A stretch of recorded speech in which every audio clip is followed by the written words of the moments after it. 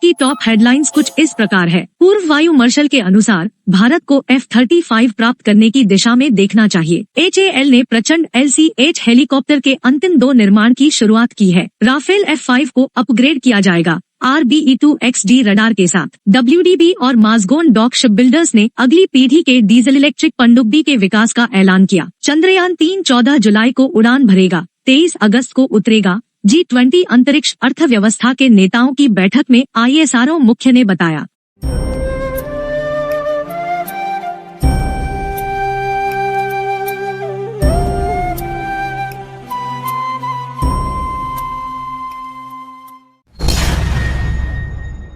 पूर्व वायुसेना मार्शल अनिल चोपड़ा ने भारतीय वायुसेना को संयुक्त राज्य अमेरिका से F-35 लड़ाकू विमानों की खरीद पर समर्थन व्यक्त किया है। F-35 एक उच्चतर प्राधिकरण और हमलाकारियों के लिए डिजाइन किए गए एक बैठक, एक इंजन, सभी मौसम, छलावा छाती बहुउद्देशीय युद्ध विमान है। चोपड़ा का मानना है कि भारत और संयुक्त राज्य के बीच हाल ही में हुए संबंधों के सुधार के कारण F-35 की खरीद को विचार करने का समय है। चोपड़ा ने फ्लाइट डेमोन्स्ट्रेशन करने के लिए F-35 की भागीदारी को आईरो इंडिया 2023 में दिखाया है और इसे भारत को प्रदान करने के लिए संयुक्त राज्य के करीब लाने की स्पष्ट संकेत मानता है। F-35 की उन्नत क्षमताएं और कटिंग एज तकनीक भारतीय वायुसेना के लिए एक आकर्षक विकल्प बनाती है। चोपड़ा ने यह भी उजागर किया कि 114 लड़ाकू विमानों के लिए वित्तीय विनियोजन प्रक्रिया में देरी हो रही है और उन्होंने भारत को अपने लड़ाकू विमान सेना की मजबूती में संशोधन करने की आवश्यकता पर जोर दिया। चोपड़ा के मुताबिक 40 से 50 F-35 की अधिग्रहण से भारत को क्षेत्र में रणनीतिक फायदा होगा।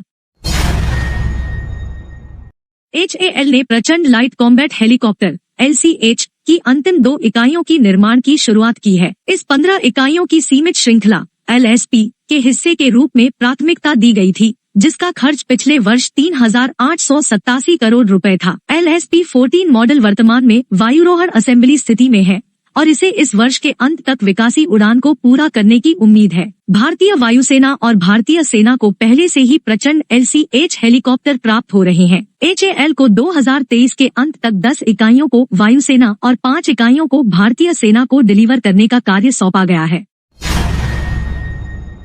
राफेल युद्ध विमान के लिए एक नया रडार सिस्टम RBE-2XD के विकास के लिए DGA ने हाल ही में विकास अध्ययन आरंभ किया है। इस अपग्रेड से राफेल की क्षमताएं मजबूत होंगी और RBE-2XD रडार, जिसे थेल्स ने विकसित किया है, इस कार्य को संपन्न करने में महत्वपूर्ण भूमिका निभाएगा। RBE-2XD रडार, जो गैलियम नाइट्राइड प्रौद्योगिकी का उपयोग करता है, गणना, दायरा और पहचान क्षमताओं में सुधार करेगा। इसके अलावा यह रडार बेहतर संदर्भ ज्ञान, तेज और सटीक निशाना पकड़ने की क्षमता प्रदान करेगा। विकास अध्ययन के अंतर्गत RBE-2XD रडार के प्रदर्शन की पुष्टि करने के लिए सख्त परीक्षण और मान्यता चरणों का आयोजन होगा।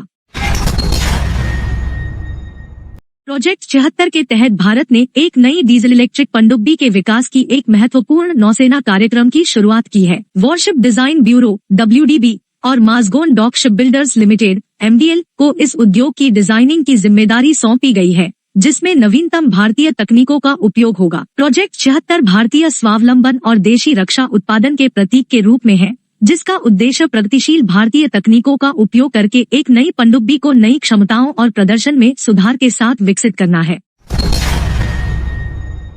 भारतीय अंतरिक्ष एवं अनुसंधान संगठन ISRO के निदेशक S. सोमनाथ ने घोषणा की है कि चंद्रयान 3 मिशन 14 जुलाई को 2:35 प्रक्षेपित होगा और अगर सब कुछ ठीक रहेगा तो 23 अगस्त को चंद्रमा पर उतरेगा। इसरो चीफ ने इस कथन को भारत की G20 अध्यक्षता में बेंगलुरु में आयोजित मीटिंग पर कहा। चंद्रयान 3 के प्रक्षेपण के साथ इसरो का मुख्य लक्ष्य सुरक्षित और सॉफ्ट लैंडिंग है।